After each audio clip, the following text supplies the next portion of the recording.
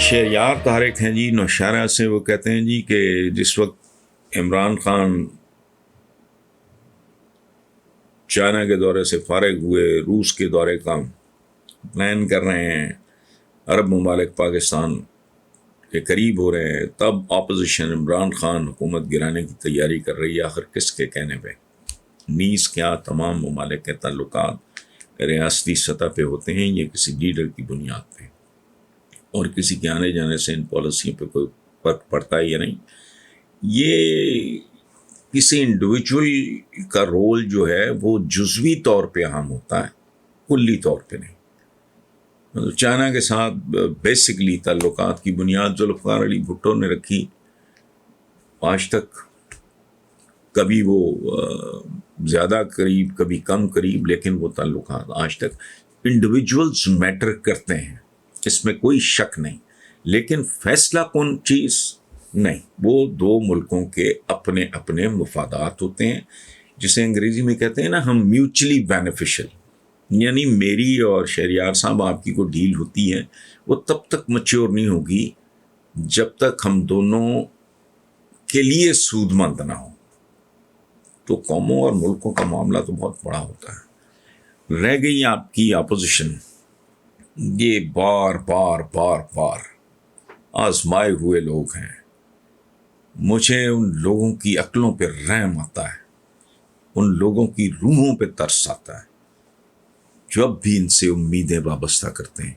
صبر کر لیں.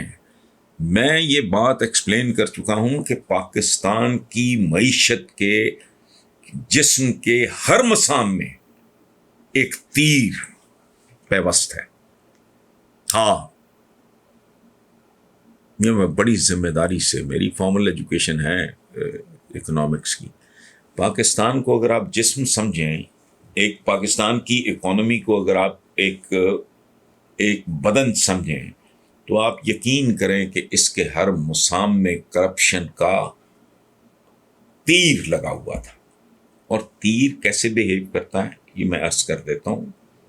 جس کو سمجھ آ جائے اس کا بھلا، جس کو نہ آئے اس کا بھی بھلا. تیر لگتا ہے تو وہ تکلیف نہیں ہوتی. شیپ میں کبھی کٹ لگ جائے تو جب تک خون نظر نہیں آتا بعض اوقات پتہ بھی نہیں چلتا. یہ موسٹلی زخموں کا یہی حال ہوتا ہے. تیر لگتا ہے تو وہ اتنی رفتار، اتنی تیزی اور تندی اس کے ساتھ لگتا ہے کہ پتہ نہیں چلتا. لیکن اذیت اس وقت ہوتی ہے جب تیر نکالا جائے. اس قوم کے ساتھ میں پیورلی اکنامک حوالوں سے یہ بات کر رہا ہوں، یہی ہو رہا ہے. ایک ایک تیر نکالا جا رہا ہے اور ظاہر ہے چیخیں نکل رہی ہیں. اس کے بعد پھر ایک اور تکلیف دہ مرحلہ ہے کہ جہاں سے تیر نکالا جاتا ہے اس زخم کو داغا جاتا ہے لوہے کے ساتھ، گرم لوہے کے ساتھ. اس کی وجہ ہے کہ تیر پہ تو نہیں لکھا ہوتا تھا گئے زمانوں میں کہ یہ زہریلا ہے یا سادہ ہے. سو احتیاطاً زخم پہ گرم لوہا رکھ کے اسے جلایا جاتا ہے تاکہ اگر وہ پوائزنس ہو، زہریلا ہو، تو اس کا زہر آگے تک نہ جائے. سو اس طرح کی صورتحال ہے. اپوزیشن کا کوئی خطرہ ہے اور بہت جائز بھی ہے. یہ چونکہ اور طرح کے لوگ ہیں، یہ ٹاپ ٹو ٹو اس ملک کو برباد کرنے، یہاں تک لانے میں، بھیکاری بنانے میں انہی لوگوں کا رول ہے. لیکن اصل بات اس وقت یہ ہے کہ یہ انتہائی خوف زدہ ہے. یہ لوگ فرسٹریشن، ڈپریشن کا شکار ہیں. اور میں یہ بات آپ کے سوال کے جواب میں نہیں کر رہا، میں اور بھی 5-4 چینلز پہ یہ بات کر چکا ہوں. انہیں خوف ہے کہ اگر عمران کو مناسب وقت مل گیا تو سب کو ٹرن اراؤنڈ ہو جائے گا. اور اگر ایسا ہوتا ہے تو کدھر گئے یہ للو پھتو؟ پھر یہ تو ہمیشہ کے لیے سیاسی طور پہ دفن ہو جائیں گے. سو یہ ایڑی چوٹی کا زور لگا رہے ہیں، تلتیاں جھاڑ رہے ہیں، کوشش کر رہے ہیں. اللہ نہ کرے یہ اپنی ناپاک کوششوں میں کامیاب ہوں. اکانومی میں بھی اس ملک کا شہری ہوں، میرے پہ اللہ پاک کے بہت احسانات ہیں، لیکن میں کوئی بے حس آدمی تو نہیں ہوں. ہمارے پاس اپنا ایک اسٹاف ہے، مجھے اندازہ ہے بہت اچھی طرح مہنگائی ہے، ہمارا اپنا پتہ نہیں بجلی کا بل کہاں سے کہاں پہنچ گیا، مجھے بتاتے ہوئے بھی شرم آ رہی ہے۔ اور ظاہر ہے کرنچ ہر ایک محسوس کرتا ہے، کوئی کم کرتا ہے، کوئی بہت کم کرتا ہے، کوئی زیادہ کرتا ہے، کوئی بہت زیادہ کرتا ہے، لیکن اکانومی کا جو حال ڈیفینیٹلی میں تمام تر تکلیفوں سے آگاہ ہوں اچھی طرح۔ تو ان کی کوشش ہے، چونکہ یہ جانتے ہیں، یہ جتنے گھنے میسرے ہیں یہ اچھی طرح جانتے ہیں کہ چیزیں ٹھیک سمت کی طرف جا رہی ہیں، اور اب ان کی رفتار بھی ٹھیک ہو گئی ہے۔ عمران کو ہر نئے دن کے ساتھ اس کے تجربے میں، ویژن میں، ایکسپیرینس میں ظاہر ہے اضافہ ہو رہا ہے۔ تو یہ فرسٹریٹڈ ہیں کہ کسی بھی قیمت پہ اس سے جان چھڑاؤ، ورنہ ہماری سیاسی جان گئی۔ جیسے ایک ہمارے کالم نگار نے ایک دفعہ شیم ڈیموکریسی لکھ دیا تھا، تو میں نے کہا تو اگر نہیں آتی انگریزی تو مت استعمال کرو۔ ہمارا یہ اس جمہوریت کو میں جگاڑ کہتا ہوں، ایک ایسی چڑیل ہے جس نے خوبصورت روپ دھارا ہوا ہے۔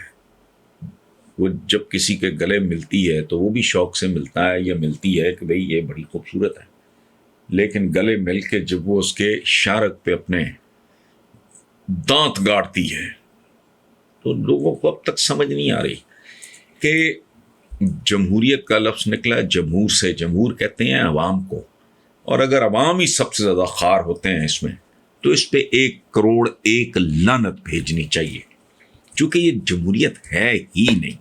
پرابلم ہے ہمارے ساتھ بہت بڑا، ایک لفظ ہے جو استعمال ہو رہا ہے، فیشن بن گیا ہے، بس سے آیا ہے، بس ٹھیک ہے، جیسے جی میرا جسم میری مرضی، ہیومن رائٹس۔ اب ہیومن رائٹس کیا؟ جو 2 سال کے 4 سال کے بچے یا بچی کے ساتھ جو بندہ مس بہیو کرتا ہے، اس کے کیا رائٹس؟ اس کو ڈالو بھوکے کتوں کے آگے، اس کے کیا رائٹس ہیں؟ ہیومن رائٹس کا مطلب ہے کہ پہلے آپ ثابت کرو کہ آپ ہیومن ہو۔ انسانی حقوق کس کے لیے؟ انسان کے لیے، اس درندے، اس جانور، اس بھیڑیے، اس بھوکے کتے کے لیے نہیں جو دیکھنے میں انسان لگتا ہے نہیں۔